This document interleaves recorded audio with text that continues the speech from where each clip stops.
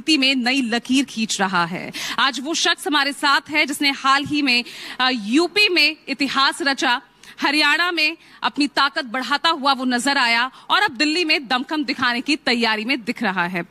दलित मुद्दों से आगे बढ़ते हुए आज अल्पसंख्यक, युवा, महिला उत्पीड़न जैसे मुद्दों को आगे बढ़ाता हुआ सड़क से संसद तक उनकी आवाज उठा रहा है। तालियों के साथ स्वागत कीजिए भीम आर्मी और आजाद समाज पार्टी प्रमुख, नगीना से लोकसभा सांसद चंद्रशेखर आजाद जी का। चंद्रशेखर जी, बहुत बहुत स्वागत आपका मंथन में। धन्यवाद बहुत बहुत आपका। तो चंद्रशेखर जी, नेताओं के लिए अक्सर कहा जाता है कि नेता की सियासत जारी रहती है अगर वो चर्चा, पर्चा, खर्चा चलता रहे। चर्चा में तो आप बने रहते हैं। हालिया बयान, आदत अब चर्चाओं में रहने की हो गई है। महाकुंभ में वो जा रहे हैं जो पाप जिसने किए हों। मैं मीडिया का चरित्र तो नहीं बदल सकता हूँ, मैं तो अपनी बात कहता हूँ। मेरे द्वारा कही गई कोई बात इलीगल हो तो मेरे खिलाफ कानूनी कार्रवाई कर दो।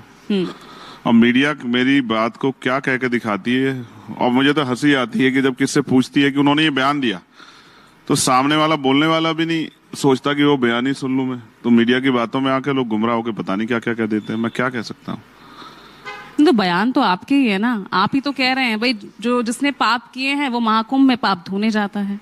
अगर आप इसको स्टडी करोगे या कोई भी स्टडी कर ले तो कुंभ की मान्यता यही है कि वहां इस तिथियों में अमृत वर्षा होती है, और अमृत वर्षा होती तो इसकी मान्यता यह है कि वहां जाके आपके पाप धुलते हैं। मैंने क्या गलत कहा?